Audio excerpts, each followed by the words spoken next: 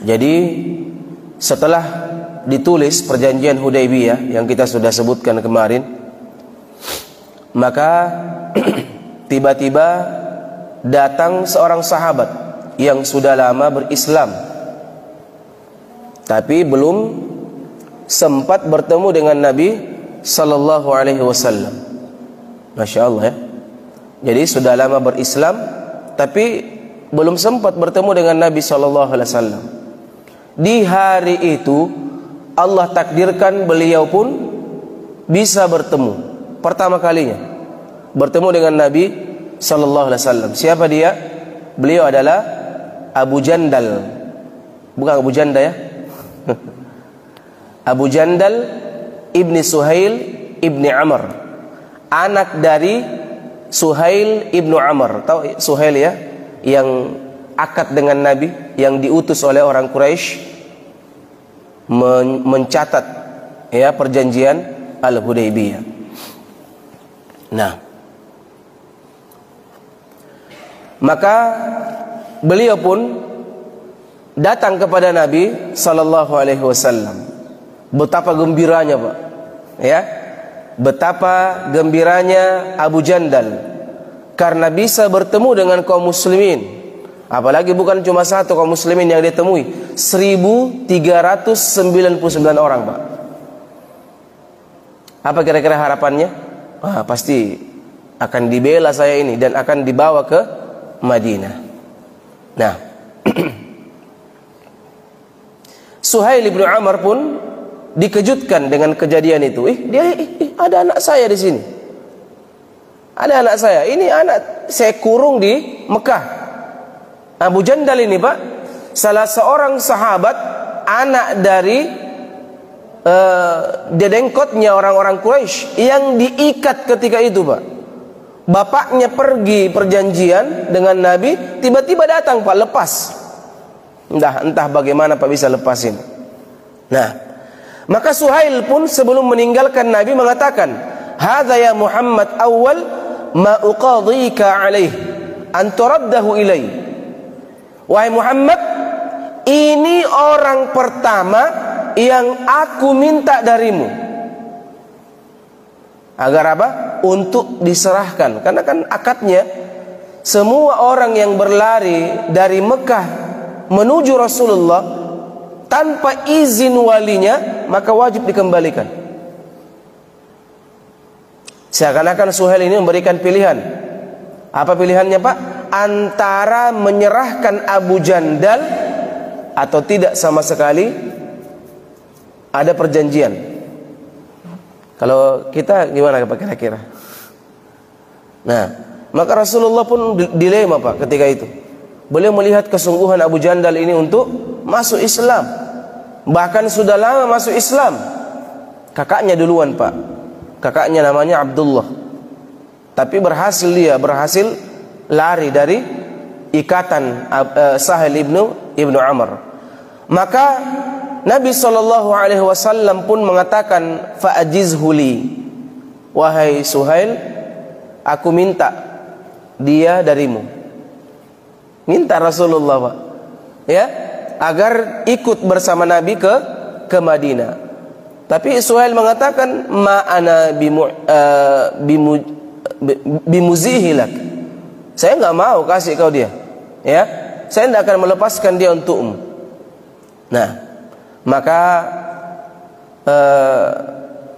Nabi pun tidak berhenti, Pak. Nabi terus bermelas-melas. Bala fa'al ya Suhail, wahai Suhail, jangan begitu. Kalau kita jangan, masa, ya, begitu dibujuk sama Nabi sallallahu alaihi wasallam.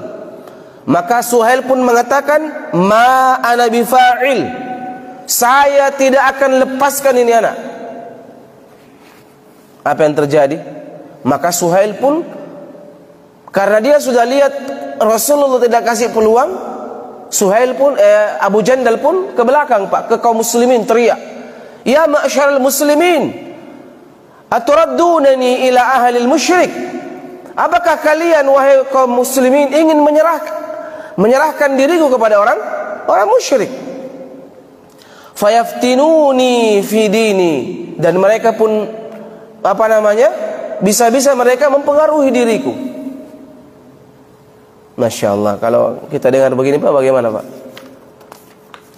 Ya, ini sudah gemetar kaum muslimin ini Pak. Gemetar bukan takut Pak, tapi mereka sudah, kalau kita apa bahasa orang Makassar, tak giging-giging maki, ya. Kalau orang Makassar itu tak giging-giging nih Pak. Tak giging. Enggak tahu ya. Antum tak tahu? Oh, enggak tahu. Gregetan. Ah, itu. Tapi bahasa Makassar itu tak giging. Iya. Kayak Cina tentu. Nah, gitu. Itu bahasa kita ya. Nah, maka kondisi yang dilihat ini oleh kaum muslimin termasuk Nabi SAW pun adalah kondisi yang sangat sulit Pak. Nabi harus berhadapan dengan kenyataan. Beliau sudah apa? Sudah akad dengan orang-orang musyrik. Dan tidak mungkin Nabi SAW mengingkari akad yang telah mereka sepakati. Walaupun dengan orang kafir Pak. Ini lihat orang Islam Pak. Orang Islam itu sekalipun dengan orang bukan beragama Islam, kita akad dengan mereka tidak boleh kita apa? Untuk mengingkari Pak. Tidak boleh sekarang bilang iya, besok bilang tidak. Ya, tergantung kepentingan. Wah ini bahaya, ini munafik ini namanya Pak. Besok bilang tidak boleh. Ya, pas di situ anaknya atau keluarganya atau temannya di situ. Itu kemarin tidak boleh, sekarang boleh. Wah itu, ini ciri-ciri orang munafik Pak. Ya, ciri-ciri orang munafik.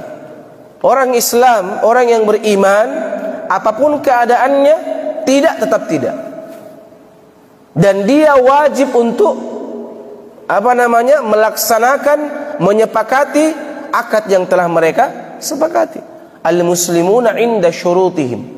Seorang muslim terikat dengan apa yang dia telah akad dengan. Nabi Allah Subhanahu wa taala mengatakan, ya ayyuhalladzina amanu aufu bil uqud. Wahai orang-orang yang beriman, tepatilah akad-akad kalian. Ini bahaya ini, Pak. Makanya kalau kita mau lihat wujud aslinya orang, ajak dia muamalah. Apa muamalah itu, Pak? Jual beli atau utang piutang. Coba dilihat aslinya itu. Ya, kalau kita mau lihat aslinya, kalau kata Umar, ajak dia untuk safar, perjalanan jauh, maka langsung nampak itu aslinya orang Pak. Nah, maka Nabi pun SAW dengan berat hati mendekati Abu Jandal dan mengatakan, ya Abu Jandal, isbir wahtasib. Tidak ada kalimat lain. Wahai Abu Jandal, bersabarlah dan berharaplah pahala dari kejadian ini. Dan beliau mengatakan, fa innallaha azza wa jalla ja'ilun lak wa liman ma'ak minal mustad'ifin faraja wa makhraja. Sungguh Allah mempersiapkan untukmu serta orang-orang lemah yang bersamamu. Apa yang Allah siapkan? Kelapangan dan jalan keluar. Pasti itu, Pak. Maka Nabi SAW pun menghibur beliau. Inna qad aqadna bainana wa bainal qaum sulha.